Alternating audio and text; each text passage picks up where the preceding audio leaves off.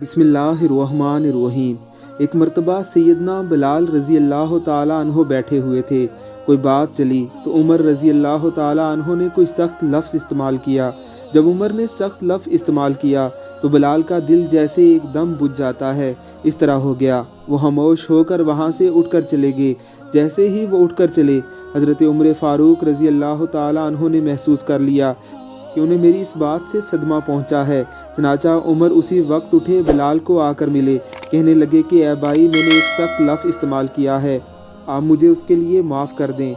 उन्होंने कहा कि जी जी ज़रूर, मगर उमर रज़ी अल्लाह ताला अन्हो को तसल्ली ना हुई, इसलिए कि वो ज़रा खामोश थे। उनका दिल जो दुखा था। हज़रत उमर फ़ारूक रज़ी अल्लाह ताला अन्हो ने देखा कि सैयदना बिलाल रज़ी अल्लाह ताला अन्हो का दिल खुश नहीं हो रहा, तो बात करने के बाद बिलाल के सामने ज़मीन पर लेट गए और कहा, मेरे भाई, मेरे सीने पर अपने कदम रख दो, मेरी गलती को अल्लाह के लिए माफ़ कर दो। बिलाल रज़ी अल्लाह ताला अन्हो की आंखों में आंसू आ गए और कहा कि अमीरुल मोमिनीन, मैं ऐसी हरकत कैसे कर सकता हूँ। जो बड़े हजरात थे अपनी ज़िंदगी के मामलों को ऐसे समेटा करते थे।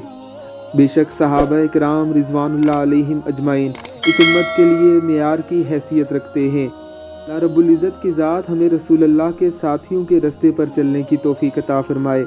आमीन सुम आमीन।